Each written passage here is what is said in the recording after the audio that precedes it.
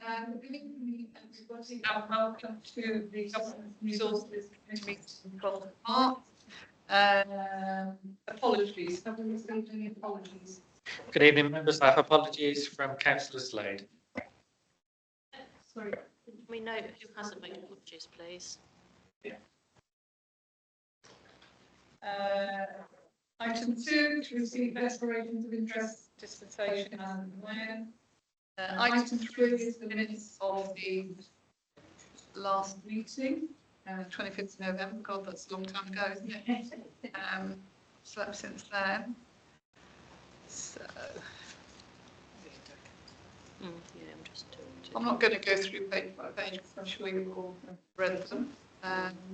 So I have to propose that they were accurate. In favour? Thank you. I don't think there was any maths arriving. Okay.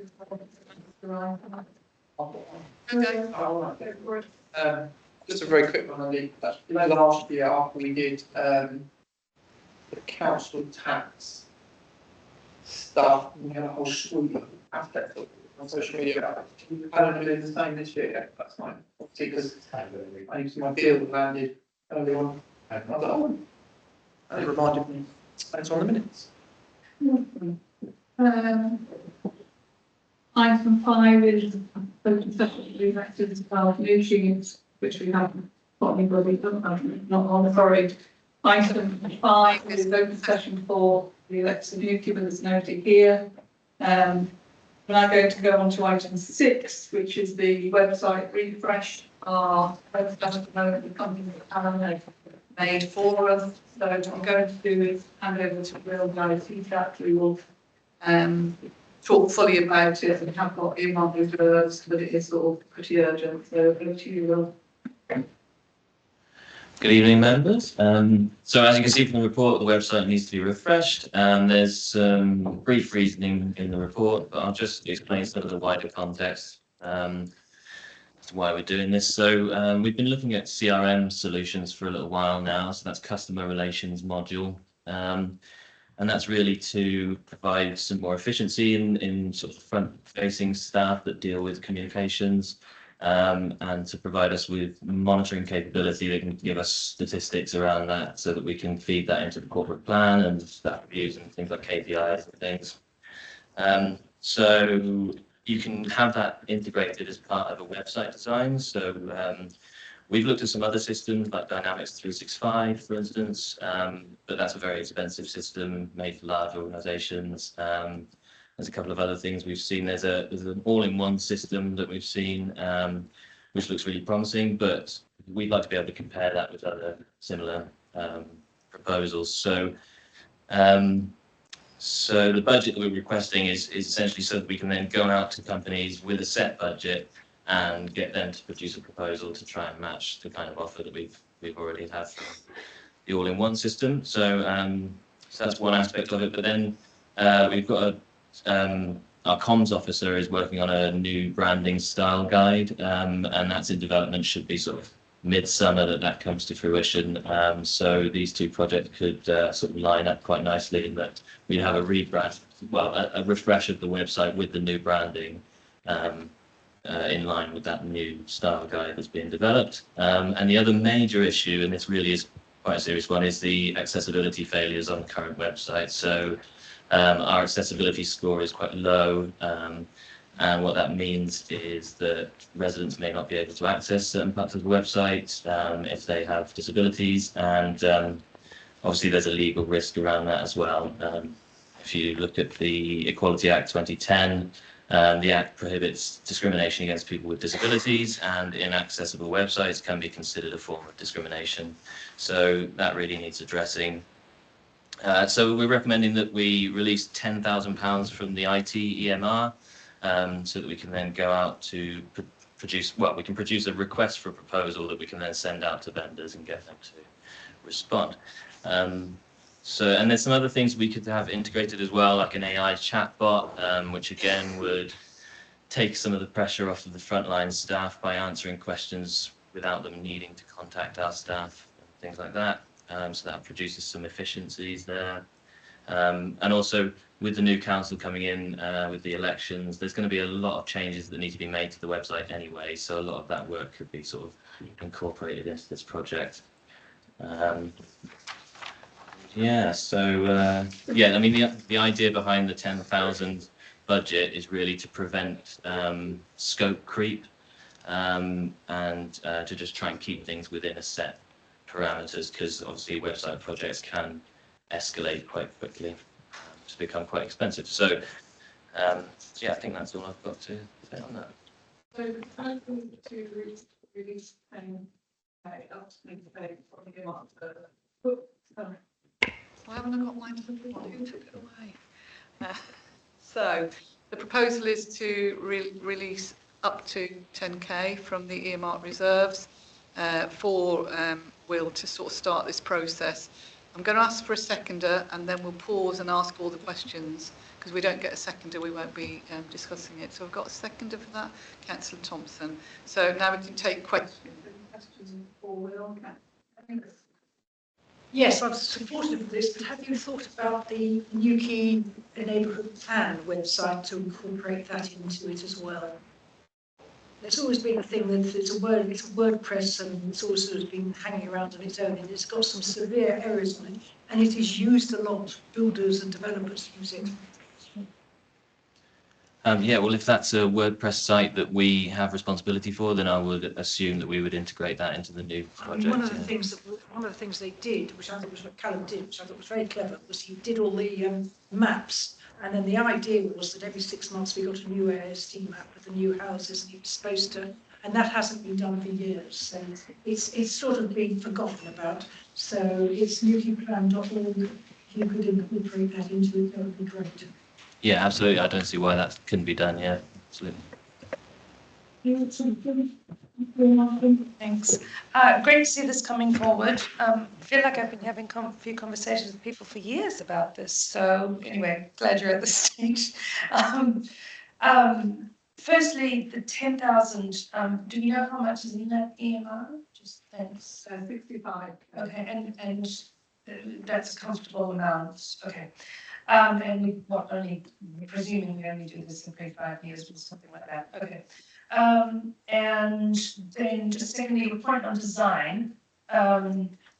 So just to clarify what you're saying, I think you're saying Sally's doing a rebranding generally, and then that's what the website designers would use as whatever the logo style colours, etc. Is that correct? Yeah, exactly. So I'll work alongside Sally and make sure that whatever the new design is for the website refresh fits into that style guide. Yeah.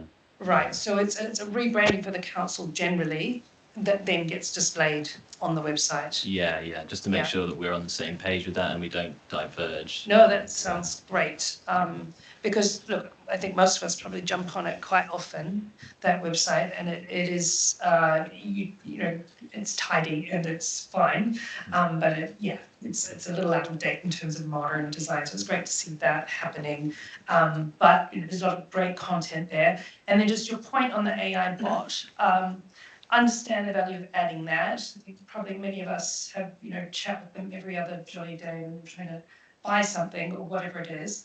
I don't mind so much of coming at me when I'm buying something, but if I'm a tax-paying resident, I'd like to ask that if we put that there, we display the phone number clearly beside it, because we've heard from residents in this town who don't like using Facebook or whatever it is, and shouldn't have to go, fight their way through a bot, essentially. So I hear you that there are simple questions that maybe we shouldn't waste the team's time on, but at the same time, especially for elderly residents, I don't want them getting lost down a bot. I wouldn't want any of us to be responsible for absolutely frustrating people with that. So try to really balance that a lot more than a commercial website, because then it's quite different when you're trying to buy something. Yeah, so I'm acutely aware of those issues actually, because I do have to deal with these chatbots quite often, and a lot of the time people put them in almost as a barrier to stop you from using other services like phone numbers and things like that. But I personally wouldn't want to see that, so I will do what I can to make sure that the other options are clearly displayed and Yeah. you're not forced into using the chatbot. Yeah. Yeah, exactly. Any page where you can see the bot, you should be able to really clearly see their phone number as well. I mean, I was stuck on a bot myself yesterday, it just wasn't good. And, you know, we're sort of tech savvy enough to ask the right questions. I still wasn't getting anything. You know, so let alone that I can't solve the myriad of questions that come through. So, thank you for all of that. Great. Councillor Creed and Councillor Kenny. Thank you, Chair. Yeah, really supportive as well. Long overdue website refresh. It's a cumbersome website to navigate around for us as cases, but you know, for the general public even more so, I'm sure, because we know what we're looking for, roughly where that might be. Just on the AI bot, big supporter of this. I think you know, the technology's coming along so quickly, but it's like any tool, isn't it? You know, it's only as good as the person that sets the thing up. So. But what I would say is where this really comes into its own is, and I think I'm right in saying that about 90% of the phone calls that we get from the general public are actually Cornwall Council related and not the Newry Town Council. So actually, when you think about 9 out of 10 phone calls from the general public coming in, you know, haven't got anything to do with the Town Council, we just end up being a secretary for Cornwall Council all the time. And so this is where the AI bot programmed, you know, correctly with the right information can really come into its own. So hugely supportive of this. One quick question. This is obviously an EMR release. The next full council isn't until May, or is it July for EMR releases? It will be May, but that wouldn't prevent us starting the process. We just wouldn't be able to commission anyone until the release is happened. Perfect, thank you. Which would actually line up nicely with the style guide. Yeah.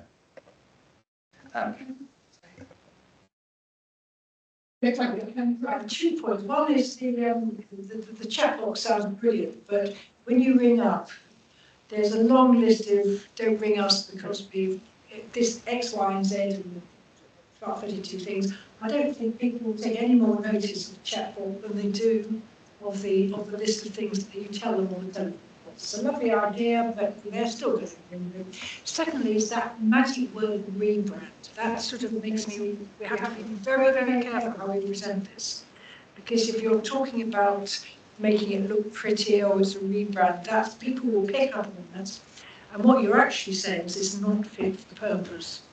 Is that if you start talking about rebrand, you're probably spending £10,000 making yourself look pretty, and that people will resent that. Yeah. Just for clarity, because the rebrand's slightly separate from the website. So the Commons manager and myself have met with a company that have been commissioned through the C&T committee. They're looking at the logo that we use, because at the moment the logo isn't actually compliant. So the white on yellow and the yellow on black background. So they're going to tweak it very slightly, but after they've done that, we will then have a style guide, which we should be following. And that's the piece of work that would follow through to the website. The website, as you can see, has got greys and all sorts of different colours. And some of that's fine from an accessibility point of view, but it doesn't necessarily look very nice. So this style guide should then give that a bit more of a friendly look. And then we can look at layouts and things to make it a bit easier to use. I'm not saying you shouldn't do it, I'm just saying be very careful when you present it. Yeah, and can I just add that maybe my language wasn't careful enough there. I have had conversations with the comms officer, and she's been very clear that it's not a rebrand, it's a style guide. So it's about.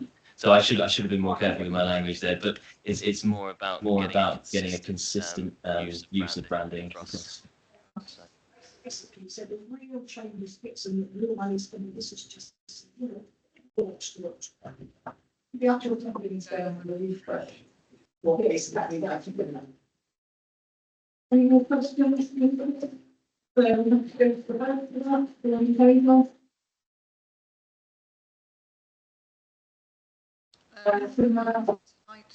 Item 7, which is the budget monitoring solution service, things have got to do with the budget.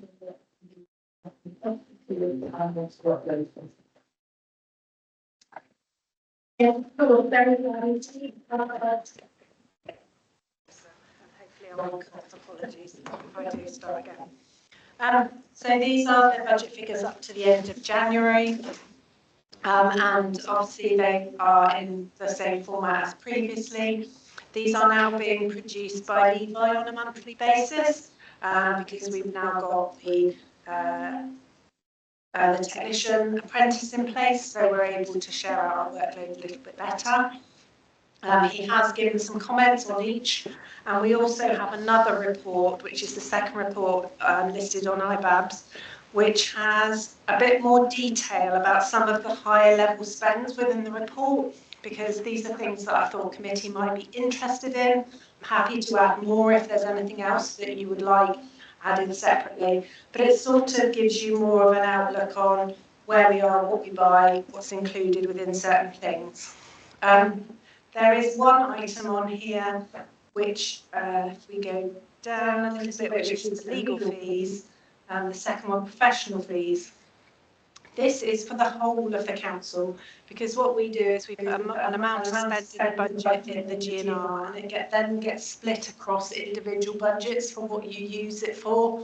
So I thought it was really important that this actually gives you an oversight of what the whole spend is on, and there are quite a few there, large amounts, and some of those have come from EMRs, so that's why it's over budget. But I thought it would be interesting, you might be interested to see what sort of costs were involved in that. So hopefully this explains some of the larger figures, but if you have any questions, then please ask. Councillor Ralston? Sorry, I apologise, I have a similar basic question to other times, which is that when I'm seeing something that's red in brackets, so if I take row 92, the variance is 80,000. Does that mean we've overspent by 80,000 above the budget? So what line? 92. 92. And the column variance. Yeah, so what that is a minus. It's saying we should have spent, budget was 275,000, we spent 194, so we're 80,000 under budget. Under spent. Yeah. Okay, under anticipated spend, and above that we're 162 above our anticipated spend? No, that's income. The line above is income. Yes, that's what I mean. Yeah. We've received 162,000 more than we thought we would, or no, the other way around? No, that's right. Right, thank you. Okay. That mainly relates to the SIL money that we've received, which was like 83,000, and the bank interest, which we're always reserved with budget. If you look at the budget, we're really expecting 25, and we've had nearly 100,000, so that's where that relates. Okay, and so we're 243K where we had budgeted to be. Oh, on this year. Right, that's amazing. Oh, sorry. Is that time? So this is what you would have expected us to spend by March, or is the whole year, I suppose, is it? So what we're looking at? The second figure is up to the end of January. So this is the blue column is the full year, and the so you've got your budget, but that's just till the end of January. Then you've got your variance, and then you've got the full year. Effectively, you would expect the figure to be 80% of what it should be. But Yeah.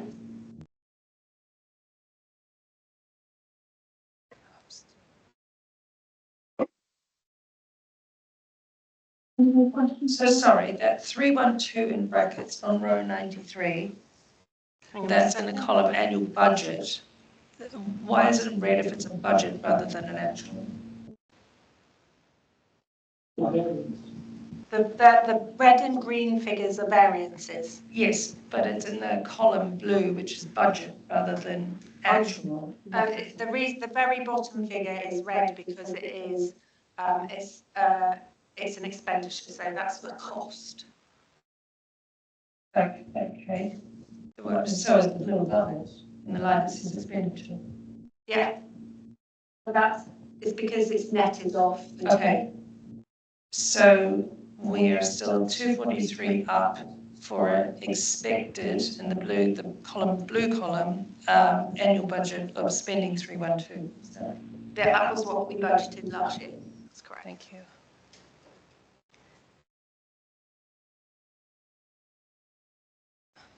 And sorry, and then some of the big expenditures we have coming up are the roof, the library roof piece. Do we have anything else big like that within this? Yeah. No, I just mean like massive chunky things. Well, I think this building is probably going to be a big chunky thing in a minute. And I think there's some maintenance on some of the toilets, which I know the committee is looking at the moment. So there's a few things there, play park, and there's later on in the agenda, there's a SIL report, which does have a few projects listed. So that's probably the best place to look, because I think we tried to put them all in one place. So within the financial year, then it's going to sort of even out, even though we're ahead right now. Got it. Thank you. Is that all, Brian? Yeah. Brilliant. Thank you. We've now looked at 7B, which is the annual investment document. You didn't have some comments about the just open those, I propose it, second, all in favour. 7B, annual investment. This will be recommended to the council. So any questions, Brian?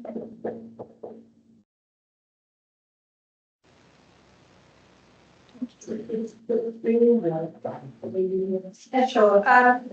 There's not a huge amount that's been updated in this, mainly dates and a couple of email addresses and contacts down at the very bottom. It's something that the committee has to approve every year in line for their annual investment, where you are, and where you might be looking at. It's around whether you might need to borrow money and what you do with your holdings of money, which is currently housed within the CCLA. And that's something that will need to be reviewed going forward, as agreed by this committee. But there's not, I haven't changed anything material in it. It's fit for purpose at the moment because we haven't had or got the requirement to borrow money at the moment. So there are very, very few changes. Okay, we'll ask the next councillor Kelly. On a totally unrelated to my council role basis, I was in CCLA's office recently and they do amazing work on anti-slavery. Just so people know that pensions are in a good place in that, in ethical respect. So met with their CEO, absolutely all over things. Yeah, really good to know. It's nice to know that the council funds are in a place that's really working for communities. Absolutely. So we've got a fair amount of cash at the moment. Where is it being invested? What sort of interest are we getting for them? So at the moment, the majority of our money is held, well, like I said, majority, that's not true. 1,210,000 is with the CCLA, and we've been getting a variable return on that, and that's in line with their deposit fund, which I believe is between 5 and 6% around that area. The rest of our cash is currently held within just a normal bank interest rate. There's a reserve account, and the rates aren't great on that, but we are getting something on return. There was I looked just out of interest because I updated one of the figures in here, and I was looking through what we actually hold at some points in that account, and I think it went up to 2.8 million at one point when we get like the big lump sum from, you know, the precept. So that's a considerable amount of money. But again, when you're looking through your budget, you get that halfway through the year and then you've spent it by the end of the year. So we try to keep that reserve account because it's the only interest-bearing account that we have with as much money in it as possible, so that we're earning something. But the decision of the council that I'm aware of is in terms of interest, that all gets put back into the general fund. So, you know, that's something that you continue to build and keep your percentage with your budgets balanced for your EMRs and your general fund. So that's something that was decided by this committee, I assume, some years ago. And like I said, you could look from the budget figures earlier in the meeting, it's way more than we expected. And in 3 or 4 years ago, we weren't getting anything at all. So, you know, it's a bonus. It does need to be looked at again, because it was about 18 months ago that you decided to put some money in there. But it is a kind of real balancing act between what you're prepared to risk with it being public funds. 5-6% sounds quite good as an interest rate.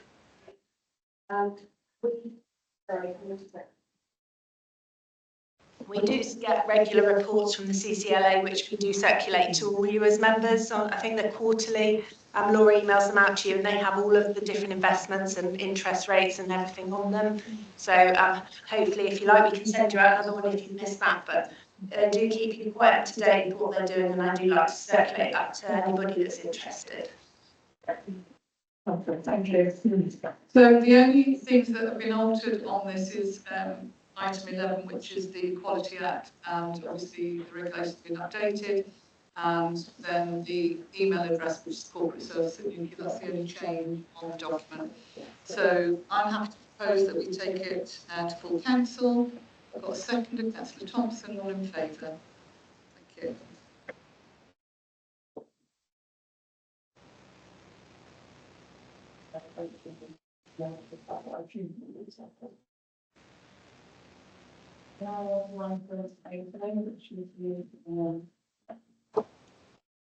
Corporate plan objectives, with the committee structure objectives, terms of reference for new councils. I'll hand over to the clerks. So just in preparation for the annual council meeting and the new council, I'm conscious all the terms of reference for every committee is based on the old objectives. They don't have the new ones in them. So what I've done is a very quick exercise of trying to map out all of the objectives from your new corporate plan to a committee. I think I've gone as far as I can go. They all seem to fit in somewhere, but obviously open to members' input now. But ideally, if this can be agreed tonight, it means I can rewrite all the terms of reference ready for the new council when it starts. So they're not adopting old objectives, they've got all the new ones in there. So any feedback or questions, happy to take them. Councillor Kenny, Councillor Larson. Looking at the first one for the planning and licensing, improve local infrastructure. Including affordable housing, transport, healthcare and education.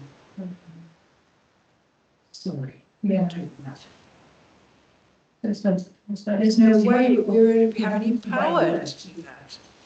Yeah, there's no mechanism. So, I mean, obviously that's an objective set by full council. So full council said that is an objective. Well, what I would say is, where would you like it? Because if you look at all the other committees, it doesn't seem to fit anywhere else other than you're influencing policy on the infrastructure. Can it not sit in planning. full council? Because No. it can't. Has to be with a committee. Is this a technical legal thing or something? It's purely operational. You need to have a It's committee It's lead. an objective that is beyond the power of this council. That's the problem. It's certainly beyond the power of the planning and licensing. I mean, or sorry, just to pick, well, we have a bigger picture going on about the future of planning, but presuming it were to continue as it has done, is it possible to somewhat change the sort of, I mean, planning's workload is the most overloaded one already, that's the other concern here. But, you know, you technically would need to kind of widen the scope and say that you're going to write lots of mixes for. I mean, that's basically the only thing that planning could do, or anyone in the council could do really, and have lots of meetings. I mean, if I could make the point, obviously it's an objective of the council. That doesn't mean you have to meet that objective straight away. You know, this is a 4-year council term. And so it gives the opportunity for the committee to feedback to the council to say, actually, this is an objective that you have set as a council. We don't see how we can achieve that for all these various reasons. And then that would be a justified reason for council to review it. But obviously it needs to go somewhere first. And I'm trying to find the best, most logical place. And that seemed to be where it's fit. We can already see that we can't do it. Why is it there at all? So can I just say that we agreed the corporate strategy was agreed by us as a council. We all saw all the paperwork, I believe, I'm not sure, because there was paperwork that had been downstairs for the last 5 years that people had never picked up, but that was our strategy, they didn't know what it was. And we've recently just done a new one. So this isn't new, it hasn't just happened last night. Right, we're at that, now the unanticipated outcomes of a long process. I mean, I do wonder if maybe it couldn't sit in community and tourism. I was just, well, we won't be able to do it, but I'm just wondering, there's a lot lumped in there anyway, so transport, healthcare, education, affordable housing. But these are all topics that are being picked up by the CAP. You know, these are some of the priority areas that the CAP are working on, all of those actually.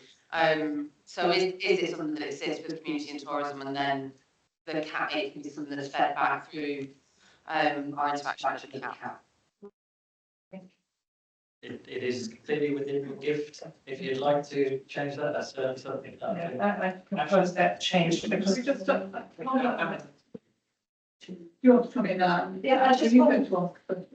Yeah, I'll go down to that. All I was going to say is a lot of these are really, really, really broad. And the general thing is, oh gosh, I can never actually achieve that. And I would agree with you. But it's not just about that. It's about being aware, talking to the residents, trying to get their points across and supporting. So it's not always actually doing what it says on this high level short strap line. I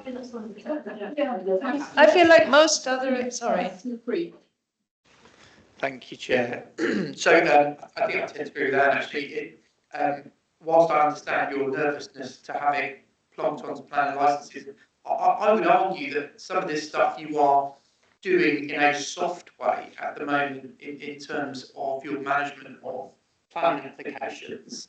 And so, you know, I fail to see why this isn't something that you can do in a sort of a softer way. And of course, you know, as a town council, you know, the voice of the residents, it's certainly within our gift to be lobbying and working in partnership with formal council, the Unity Authority, that has much more control over these things. So in that way, I would suggest that, you know, these are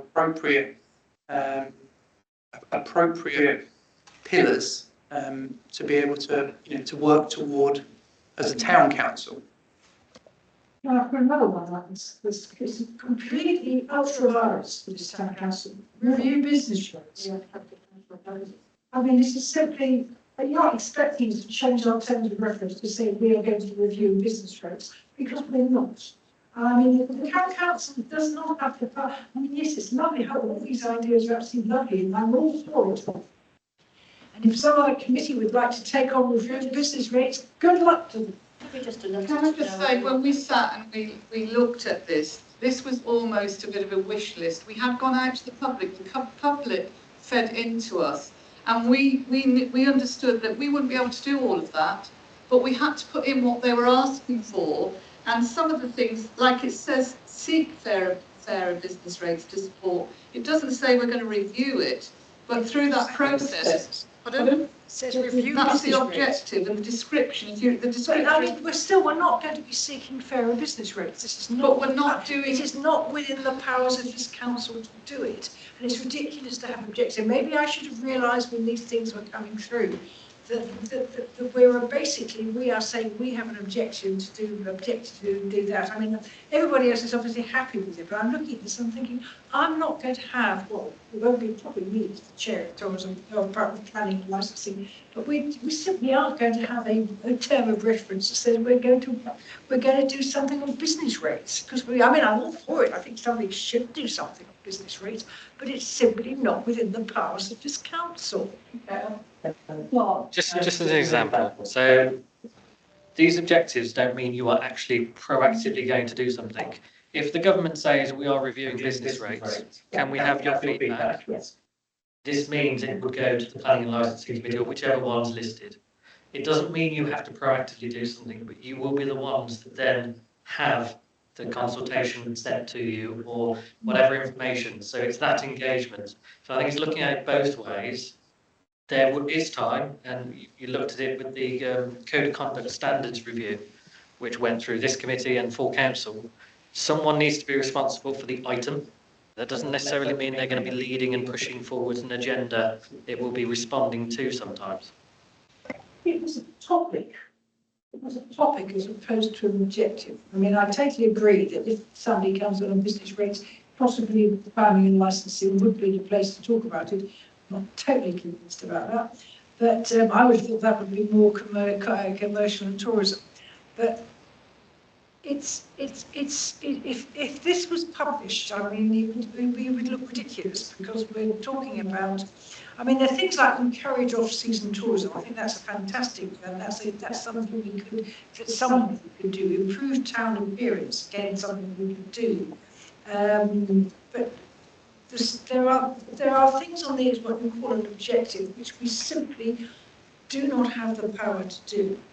If it was saying this is the issue, and then if you want somebody, because we get most of the consultations, finish up the plan advice, which is fine, but it's the word, I think it's the word objective I object to, because I just don't think it's a promise that we're not remotely able to fulfil. So, is it a promise? An objective is something that you can look and see, I wonder if we do that.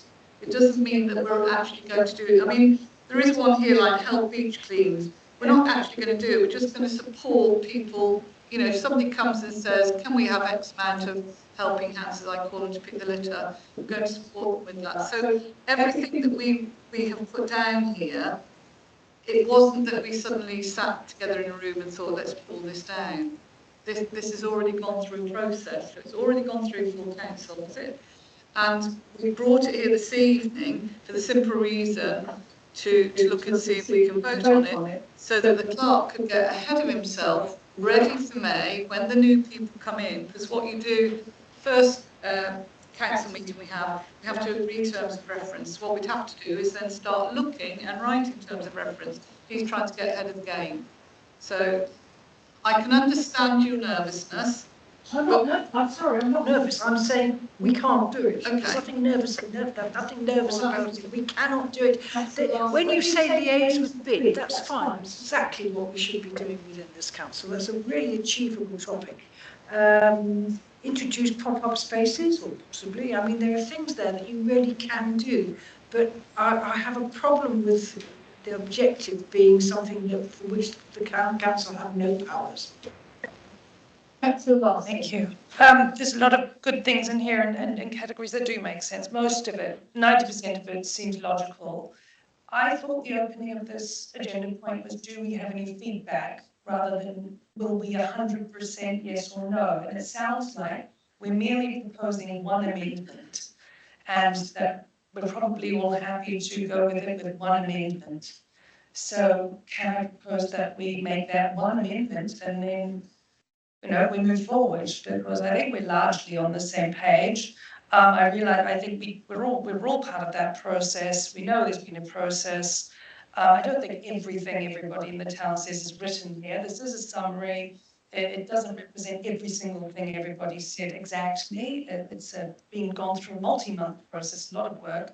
And you're asking us, do we have any feedback on the final place it gets put? We have one tiny piece of feedback on one tiny change we'd like, please. And what is that change? So, as was proposed a few minutes ago, that particular line gets moved to the Community and Tourism Committee, please. So what line? So it was the, under planning, what is it? Improve local infrastructure, including affordable housing, transport, healthcare, and education. So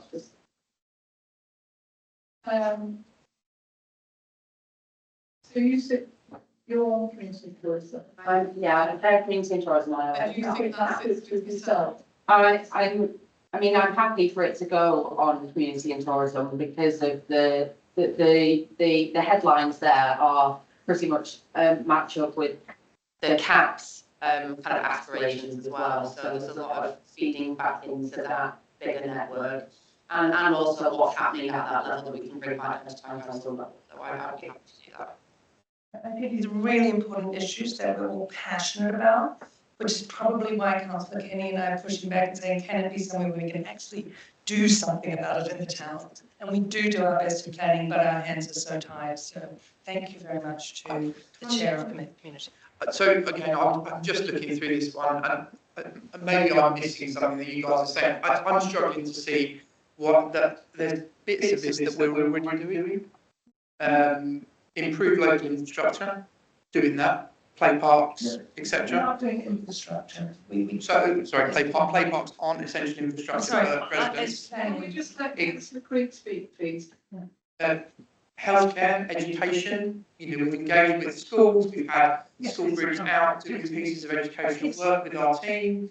Healthcare, I know we've got, at the moment, we've got a healthcare campaign in the library where we're promoting, medicines amnesty. So all of these things are completely achievable, none of which, I appreciate that maybe planning haven't done them, but neither has community and tourism. With that regard, play parks sit with ENF, education that would have been ENF. So it needs to sit somewhere. I agree. I have to say I'm struggling to see the nervousness around the objective. That's where I'm struggling. Councillor Thompson. Okay, thank you. I think when it comes to like with the business rates, all it needs is a letter going off to London. So I haven't got a problem with that to address that we have concerns about business rates, and that can be fed off elsewhere, and that's been sort of acknowledged. I think some of it fits in actually with the holiday property proliferation, and we do get information coming through planning on that. And I mean, I'm on the CAP too and things, so can we have planning and licensing stroke ENF? And then it can go to either or, depending on what comes in, or does it just have to be a single? I think what we're trying to achieve, as you can see, is there is a lead committee that's responsible for the majority of this, because what happens is we will get a random consultation, and unless it's in a terms of reference somewhere, it's not going. So planning on this one, as an example, you will no longer get any parking matters or anything to do with on-street parking, because transport will sit with C&T. I think that's one of the examples I would give. This is very clear for us as where's the workload going. So can it be broken down then? Can you break it down or two? Because I mean, car parking we deal with in planning. So and then like the housing. Well, but maybe they can be divided, break down or. I think for progress purposes, yeah. If with the amendment, if that goes through and is voted on, I think the new council will quite quickly wish to change some of these or break up objectives into smaller bite-sized chunks. And so I'm happy for us to put it somewhere and then review it with the new council, if that's okay. Okay, so Councillor Wright. I only just want to add that I'm really glad that toilets are staying with environment and facilities. Well, do you know what? I propose they go to community because in fact most of the tourist use our toilets. Tongue in cheek that was. So let's get back to planning. Doesn't want to have. What don't you want to have in that line? I'm sorry, I'm not going to vote for this because I think the list has got, sorry, I'm not going to vote for this because okay, so I'll go to Councillor Thompson on planning. So you think, I believe transport should certainly in there because of all the parking stuff. So that will stay there. Affordable housing, well again, we're not influencing it, but you do vote on it. We get information through planning. Yeah. We have training and stuff on that, and the desire for sites for housing, that does come through us. So healthcare and education, you're happy for that to go to community and tourism? Thank you. So the proposal is that we remove healthcare and education from planning and licensing and it goes to community and tourism. So I'm proposing that. Seconder, Councillor Wright, all in favour? Abstentions, objections? Abstaining or objecting? Abstaining. And then planning, we will keep in the transport, the infrastructure and the affordable housing. Yeah. So I'm happy to propose that. Councillor Thompson to support. All in favour? Any objections? Councillor. So, having an objection. So, having voted on that, we're now going to vote to take it recommended to full council so that the clerk can get on with his job. So I'm going to propose with those amendments that we take it forward. That's Councillor Wright second. All in favour? Any abstentions? Any objections? Thank you.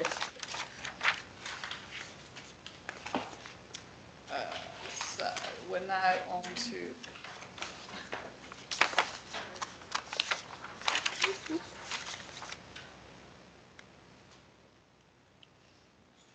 I'm sorry, my computer totally switched off. We're back in. So we're now on to the internal audit, which I think Dan will probably run us through. Yeah, there's a copy of the internal audit report. There are no real anything highlighted or any issues. Everything seems to have gone through okay. This is the interim audit. There will be another one for the year end, which will go along with the year end document. But all in all, as good as you're going to get with an internal audit report. If there's any questions. any questions for Anne? So that's both up for noting. Second, again, for Thompson, all in favour.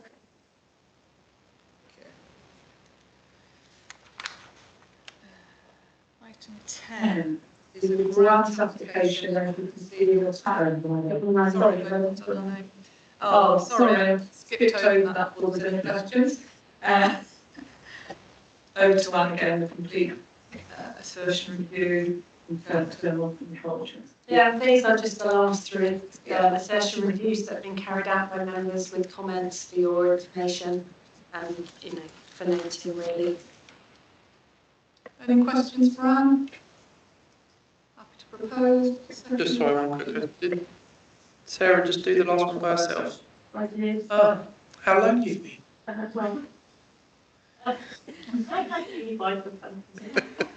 Yeah, I'm happy to second.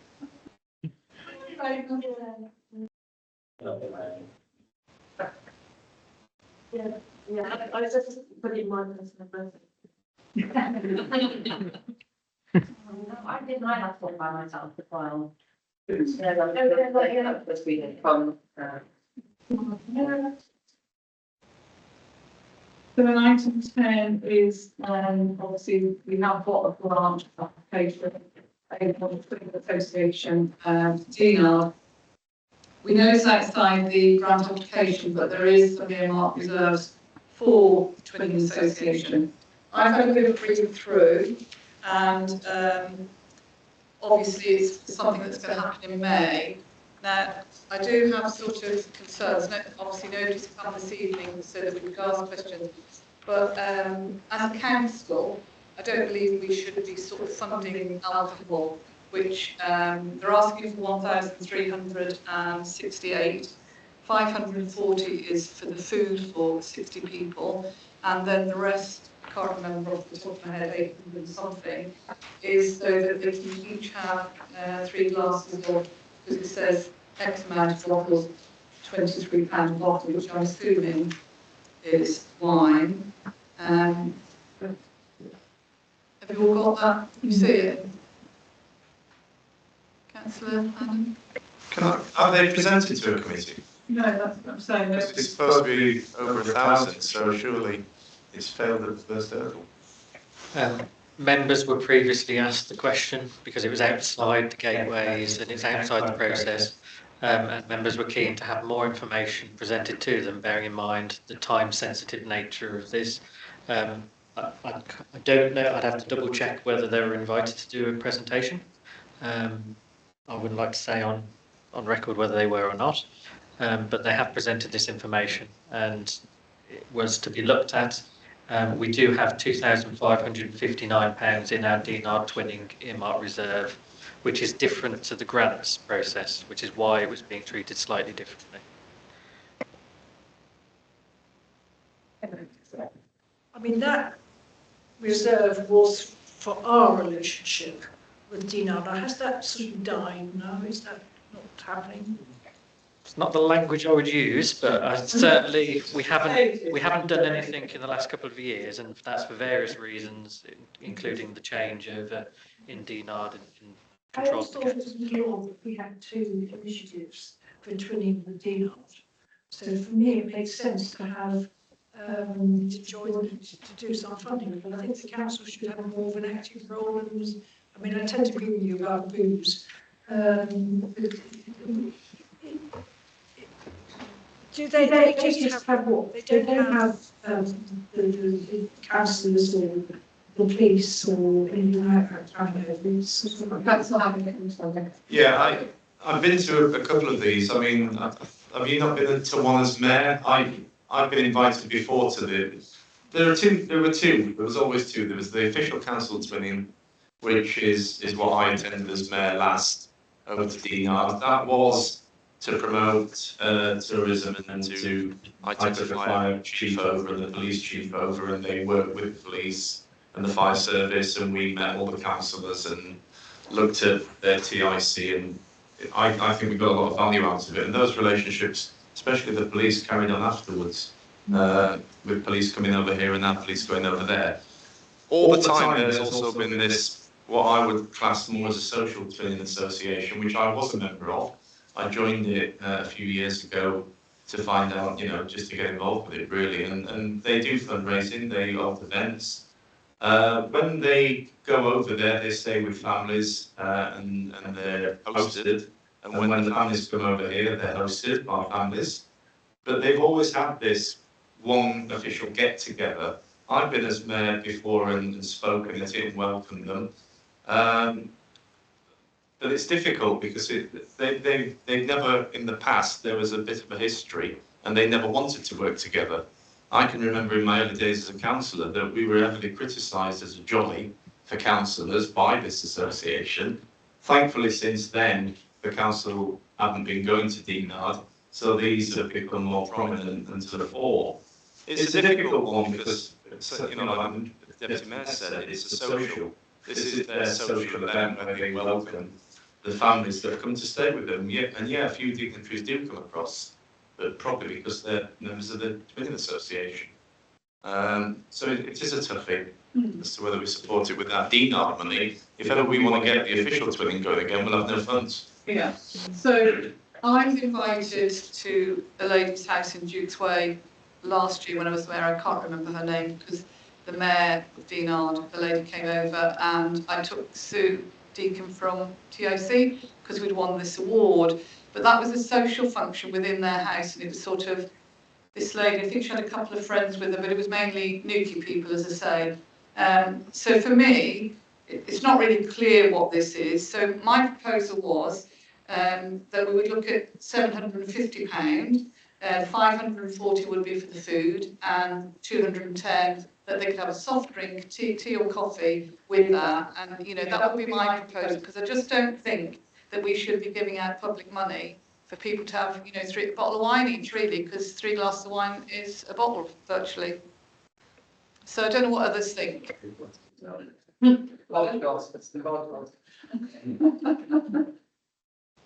Councillor Larson? Thank you for the sort of compromise balance proposal.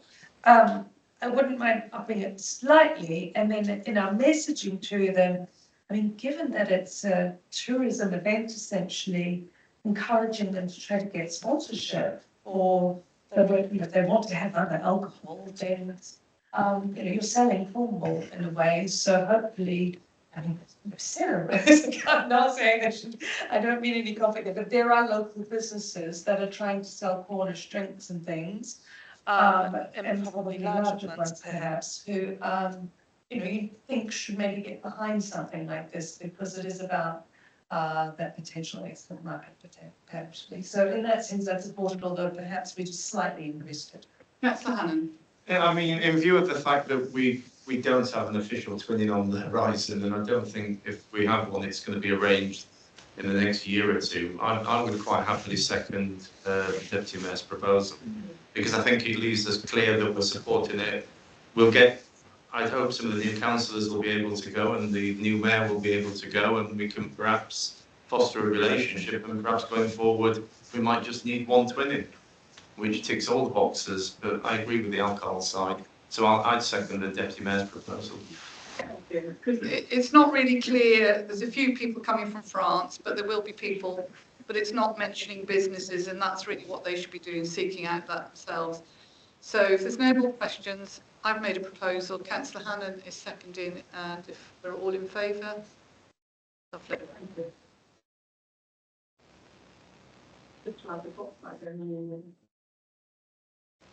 So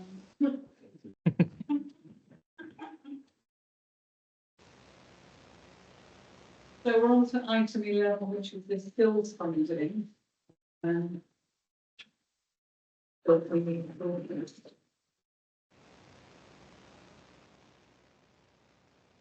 Yeah, thank you. Come in.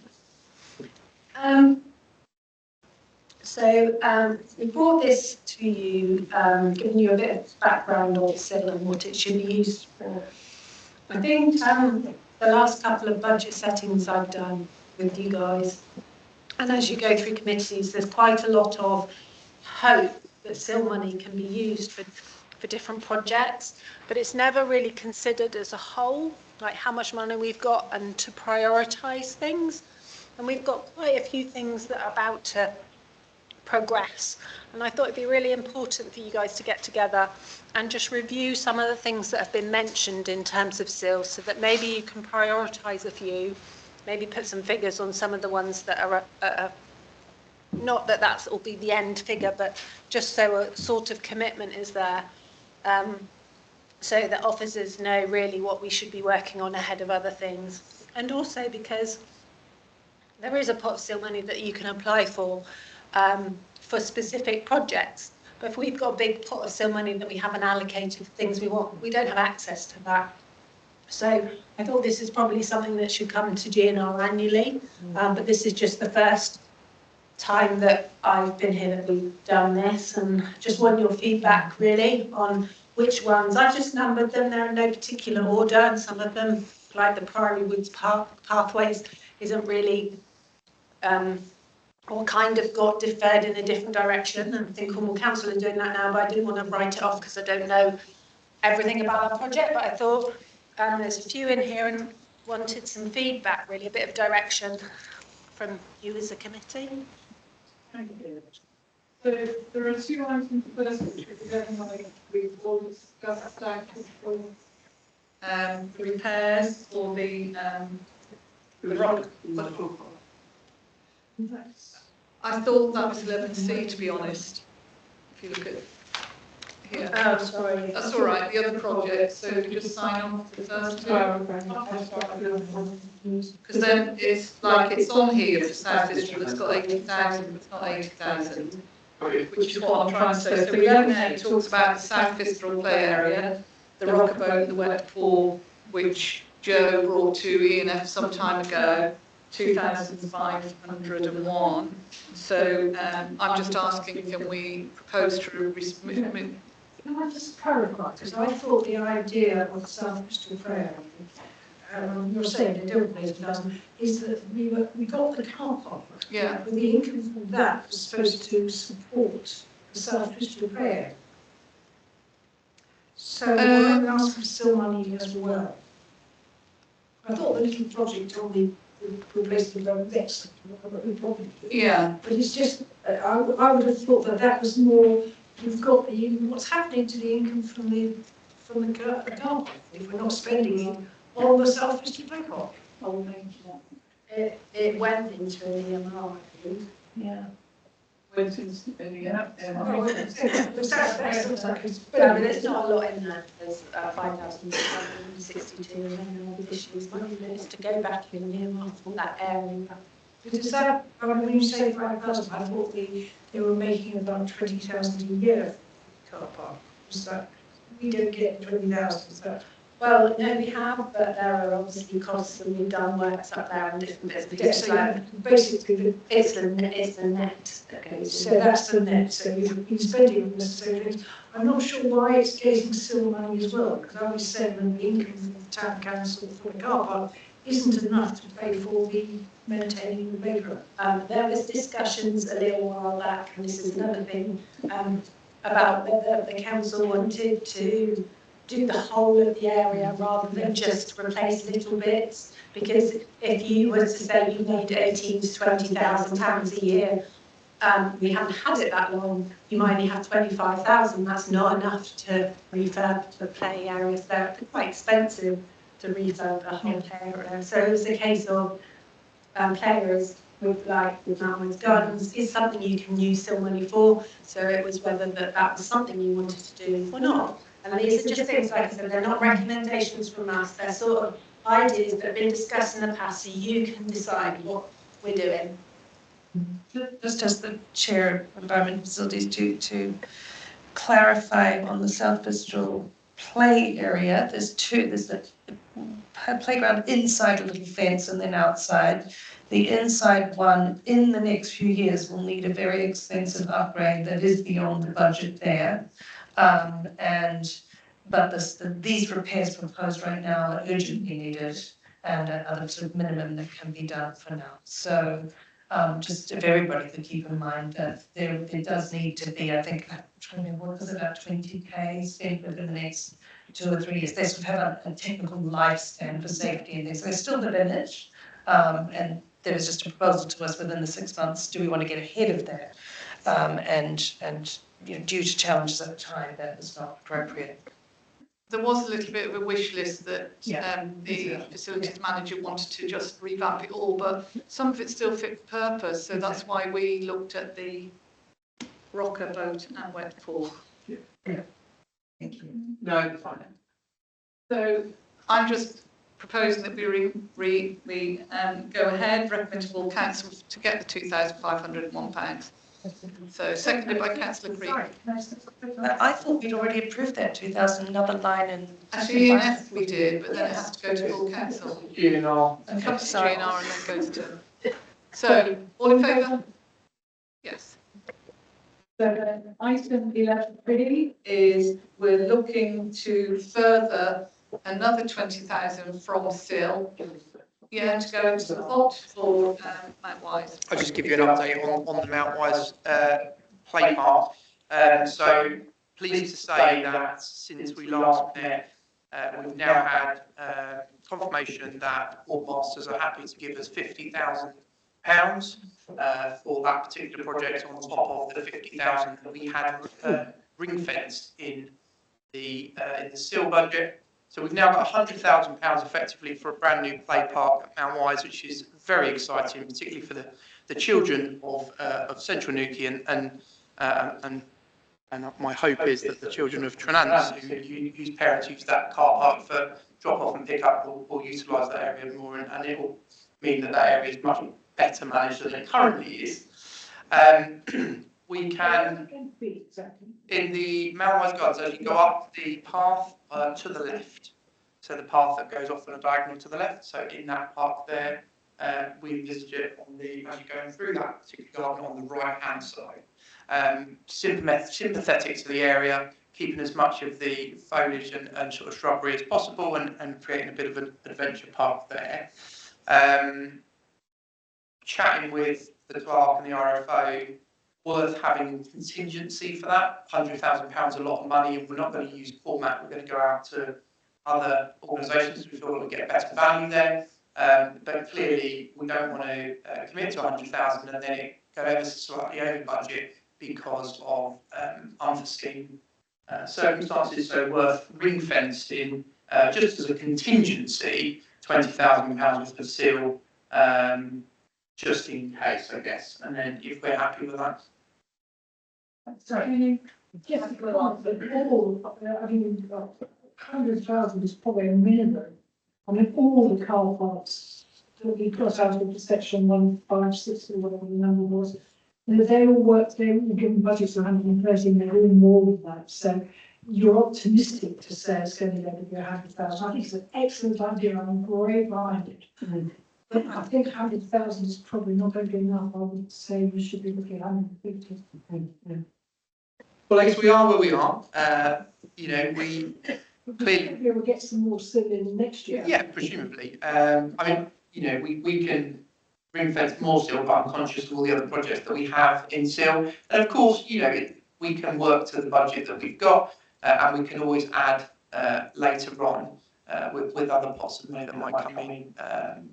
You know, I know it's slightly controversial, but I've always been keen, and I know Councillor North won't agree with me, for a bit of an outdoor gym somewhere in Newquay, and you know, we might add to that in that area at some point in the future if the will was there. But for the minute, I think, you know, getting out and getting some getting some, some spec back in from potential providers as what they can deliver for £100,000 with a £20,000 contingency. And that's where we are.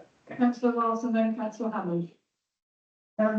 Thank you for that update, really helpful, quite exciting and fantastic to hear about the grants. Is the proposal that from the 118,000 left in SIL, 20,000 went to the playground? Is that what we're being requested? Right, versus the other projects in the list, 1 to 15? Because there's a number 15 there says 50,000, and that's its own separate 50k coming in and going out, which is not from the 118. Okay.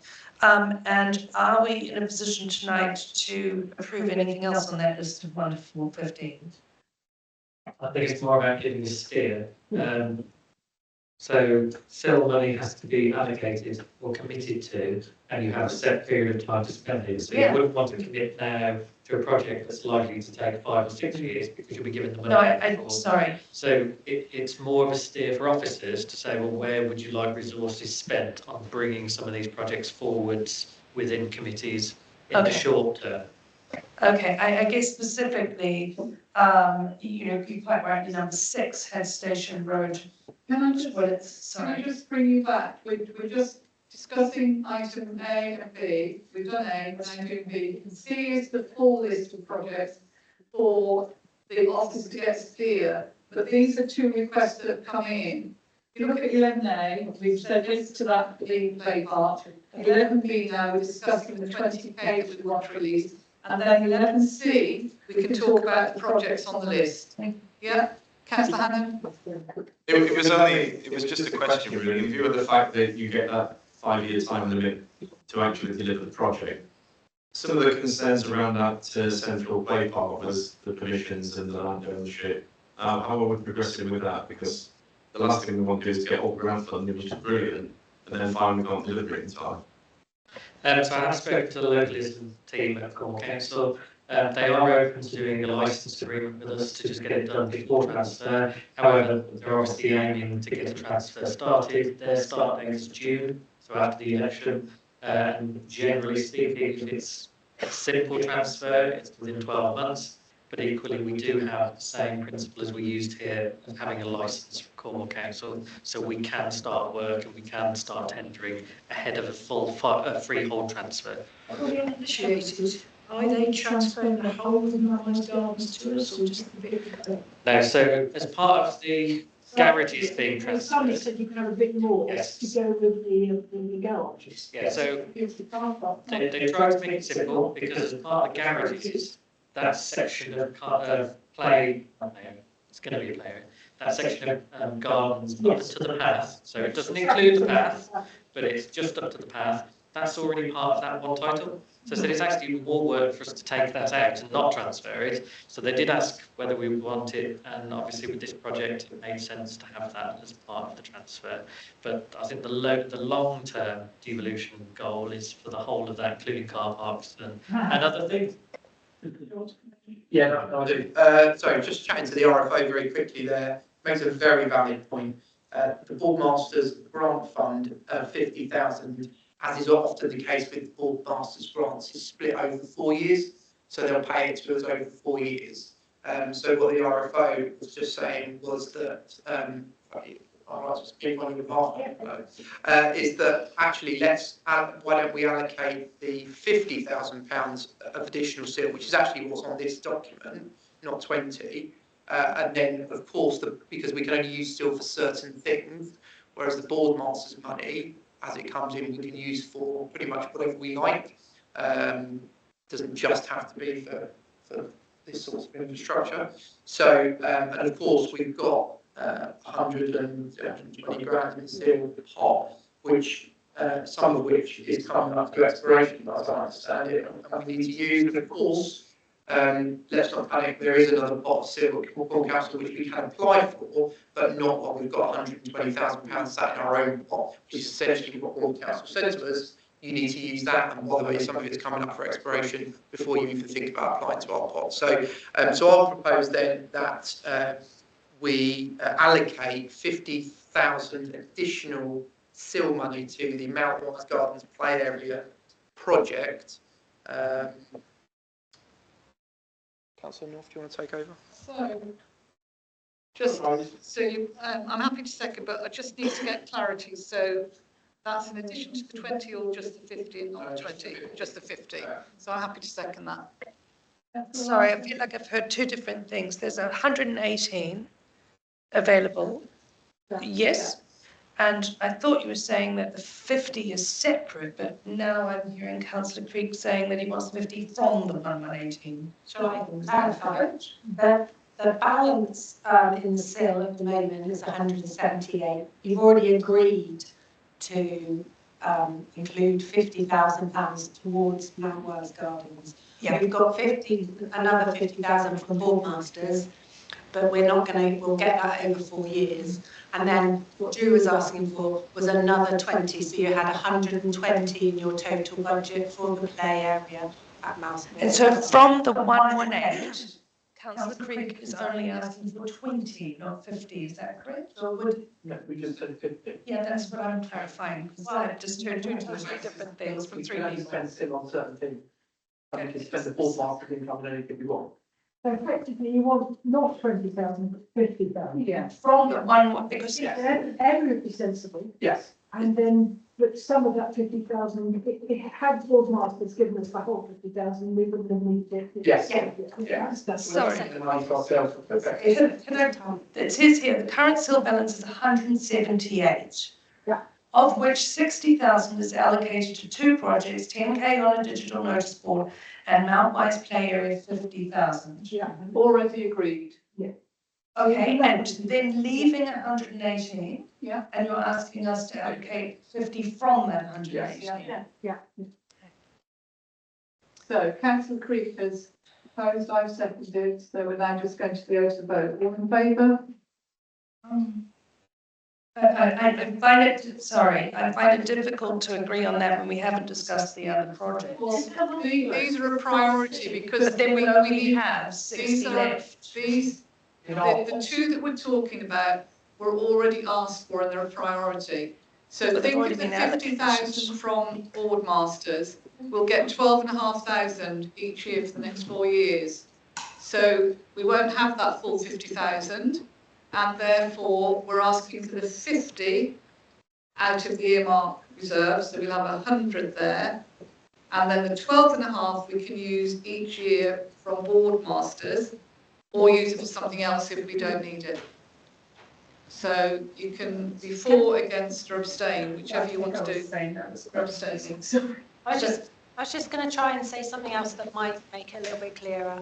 You're going to need the money to pay for that project.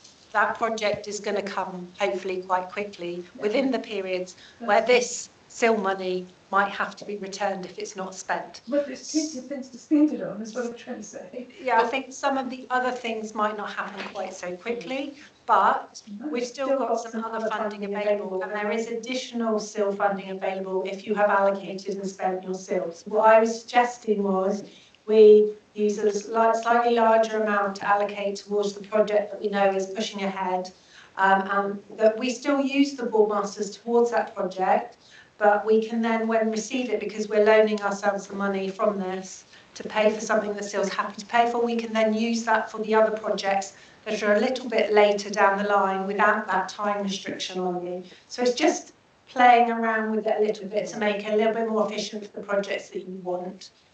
The last thing we want is to give Corn councillors the money back. I don't disagree with that final So you point can be and the for, premise, against, or but abstain, the process of councillor this, I'll abstain because I just Okay, find thank it you. horse before cart. So that's one abstention and carried. So then now we're on to Item 11C, and you can look at this list, Councillor Larson, and what the office want is a steer on what order that we'd like to do those projects, but, pardon? Yeah. And is that from the 70k that's now left, or? Yeah. 68. Yeah. So they're just asking for a steer so that they can, have an idea of what people would want to do with that, what bits they would come from. Councillor Drew. Thank you, Councillor North. I suppose the ones that jump out at me, particularly just given that we've gone through budget setting and electric for this site and for the library is costing us £40,000 a year. For me, you know, the sort of the library roof and solar panels for this building and for the library to sort of instantly then give us, you know, I mean, even if it was half, you could save ourselves £20,000 a year, wouldn't we? I mean, I suspect if we get battery involved, it'll be higher than that. But that one seems logical to start off with for me, just because we're going to get an almost instant return on our investment. Yeah, so I mean that's where I would start with that one, to be honest. Yeah, I mean, looking at the small win there, I think the biggest one that stands out to me that gets the biggest bang for your buck, that will affect all the residents of Newquay, is the replacement of the lighting infrastructure. Because I know from past experience, it's been degrading, and at some point, we'll be trying to put our hired lights up and we'll have nothing to fit it to. It's only 10,000, and it has a massive impact on the town if we can put Christmas lights up, especially seeing as we've got a contract now to hire them every year. So I think that's a big win for a very small commitment that we can deliver very quickly. You know, so I would want that somewhere higher if possible. Just say, didn't we vote on E&F about buying the poles or something? Or am I totally wrong? I didn't know why we'd buy them in advance, but Yes. can you remember that? Yeah. I think that's possibly, but I mean, this is, I don't know what it means by infrastructure. I mean, the biggest issues we had with Christmas lights infrastructure normally was all the electrical connections and the electrical boxes and the circuit boxes. I don't think any of the rest of it is too bad. It's the electrical side of it that always lets us down. But I don't know if is it the catenary one? I noticed when I was walking on Cliff Road yesterday that bits of it sort of hanging down quite low.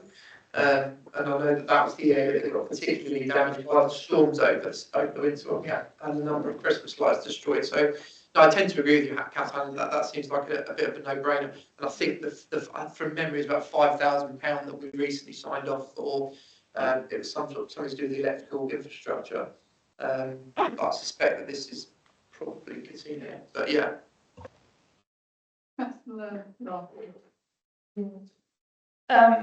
If we were going to spend 10,000 on Christmas light infrastructure, and if there's an issue with wires and whether we have that sort of thing, I wonder if it might be worth at least having a look around as to whether there's any sort of batteries that have a small solar panel, save it, and then you can turn it on at night time and it's using its own energy. I mean, the technology is probably getting to that stage right now, and maybe for 10K that's possible, and then you don't have wires everywhere and you don't have the risk of more storms, you know, breaking down wires.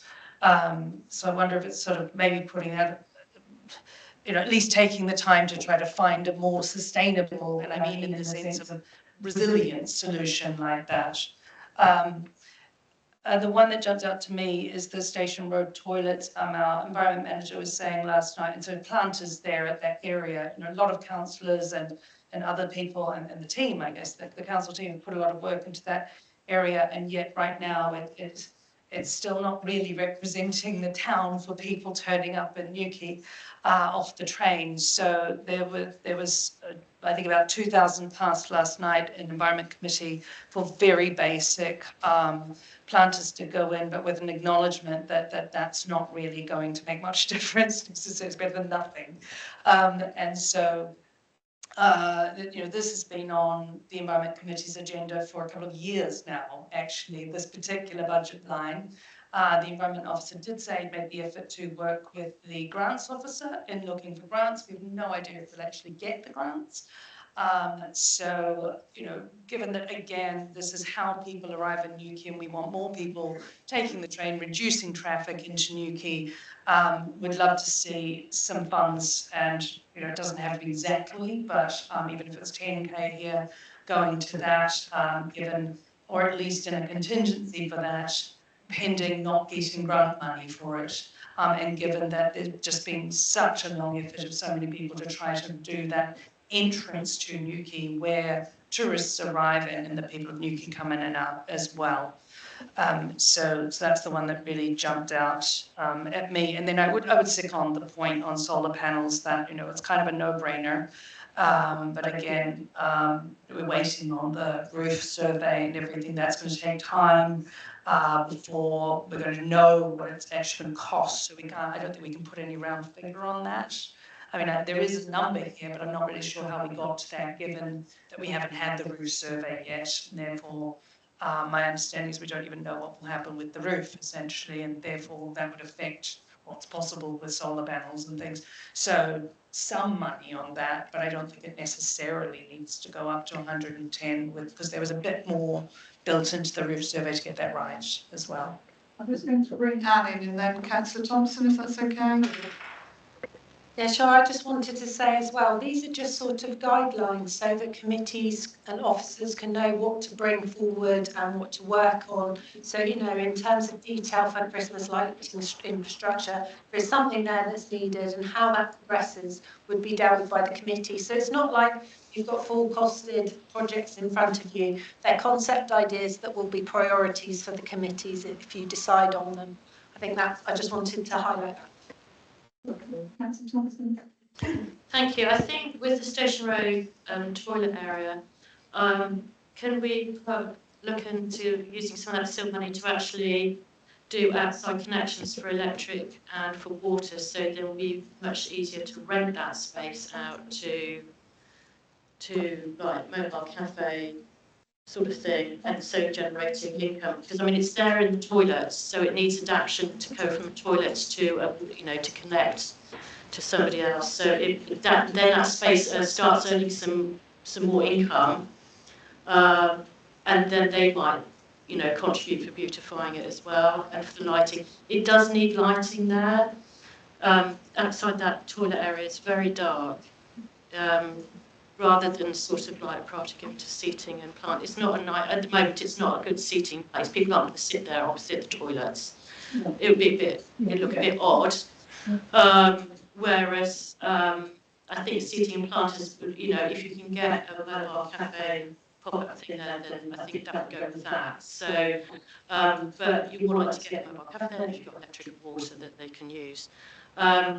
The primary wood pathways I have seen on a set list for formal council from highways at a CAP meeting. So Jack Thomas did put that on that list. So from there, I think that was it. But I think the library roof, I think, should be a priority. And if the roof's sorted, then look at the solar to go on. So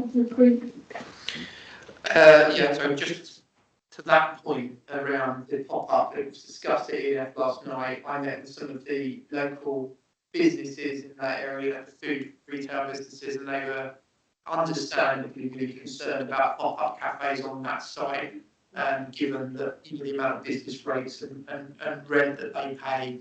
There's 12 food businesses within that really short walk from that site there, just a minute or so walk.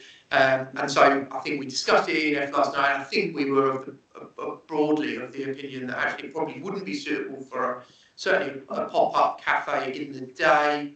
There is a discussion around the evening, but ultimately, at the moment, what we're doing is we've gone out to expressions of interest for a pop-up unit, and that's open until the end of March, as I understand it, and we'll take it from there. So I wouldn't want to be committing anything until we've had a good thorough think about what pop-ups might want to go on that site and before, And then the other thing on the toilets and beautifying that area. Actually, I think one of the things that might be quite nice, I was chatting to the guys at Board Masters about this as well, was wrapping it or muraling the actual unit. The grey units that, if you can't, I mean, it's a nice enough unit. Toilets are immaculate, so having used them a few times now. But actually, the grey is a bit unwelcoming, so it might be nice to have a little mural across it or wrap it or something. I don't know. But the Board Masters guys were chatting to me about it, and I thought it was a really good idea. So just as a something for the later.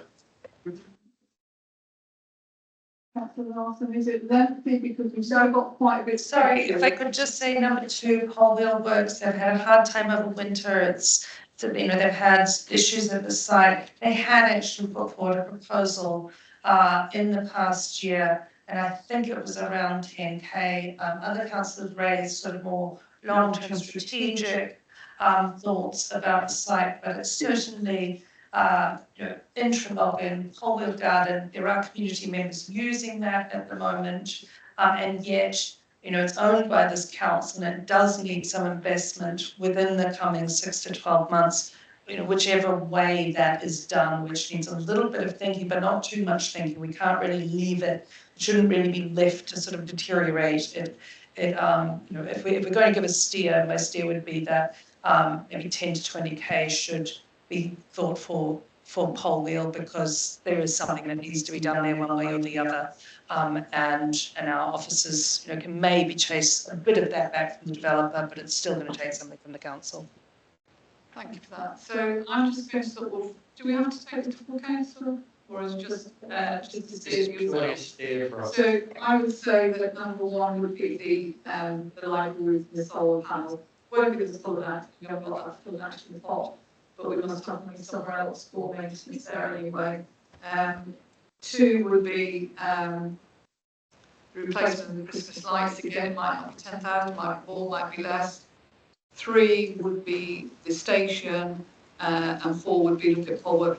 And that is just to give the office a steer of what we would like to work on, because Pole Wheel's got nothing against it, and I know they have had some money recently, well, they've had a lot of money over the last sort of 4 or 5 years, so they would be the 4, and then we could look at them again, perhaps in 6 months. But it gives you an idea, doesn't it, of what we might want to do. Yeah, thanks.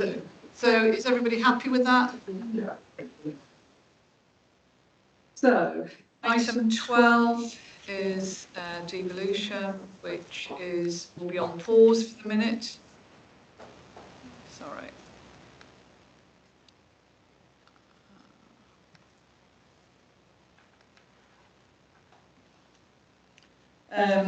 I'll let the clerk come in about, you know, obviously we're going into pre-election, so the offices, not say they won't be doing any work, but that will be not looked at.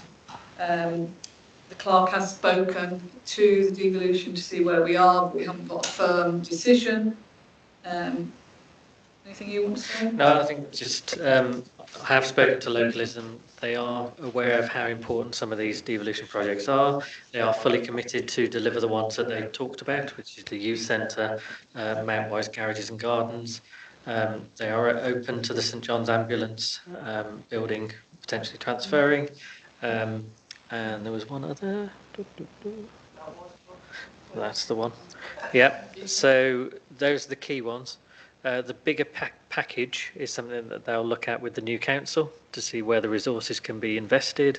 But obviously on the agenda in a moment, we're going to be talking about Pentyre Headland car park, which is a bit of bad news. But yeah.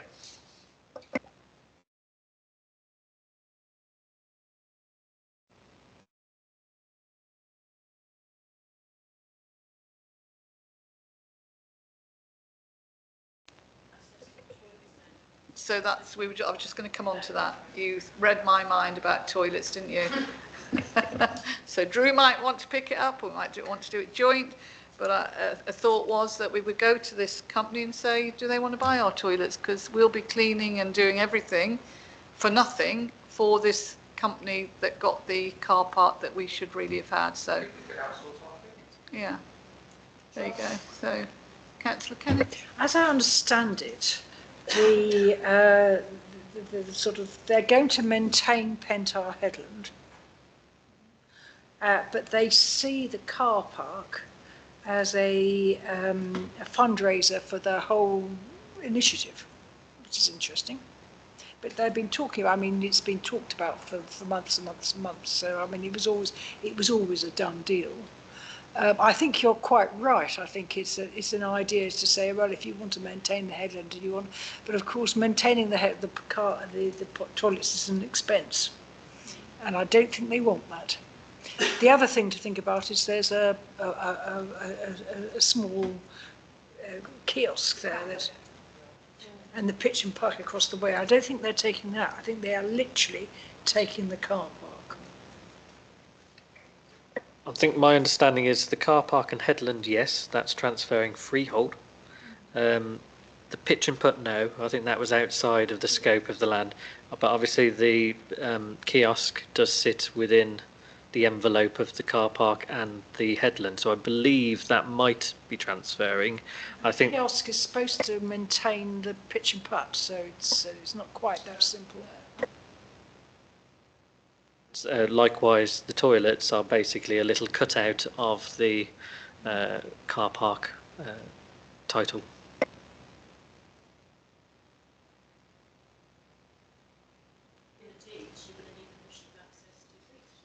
I believe it will be similar to other transfers that Cornwall Council has undertaken with other bodies, where they will ensure that the Town Council still has the right of access over their land, and then it will be public access. I think there are some informal walkways to get to the car park from the to get the toilets from the non-car park side. I think the hedge does drop quite dramatically at one end, so there will need to still be public access for the whole of the headland and things like that, because there are rights there. But the car park itself and the headland would transfer freehold to the Cornwall Heritage Trust.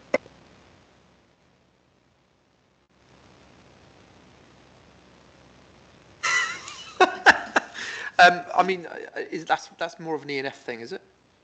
I would say if you want to try and talk about car park toilets transferring or being offered, I think this should be a recommendation to ENF for the new council. I think you know, I'd recommend that ENF explore the options for devolving that particular public convenience to, remind me, is it the wildlife? Cornwall Heritage.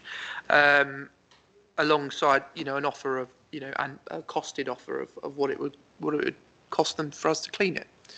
I'd be happy to propose that.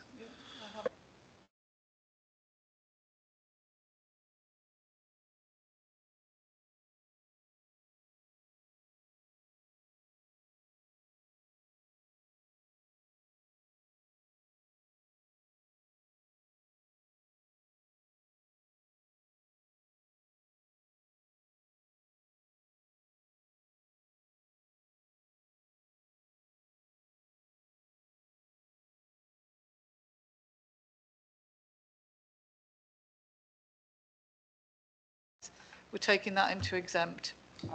Yeah, sorry. Item 14 is correspondence, and we don't have any. And my computer keeps going in and out of the meeting. So I can't read that spiel about going into exempt. Can you read it? Because we're going into exempt. Item 15. Public Admission to Meetings Act 1960. I'm happy to propose that we go into exempt. All in favour? Second? All in favour, yeah.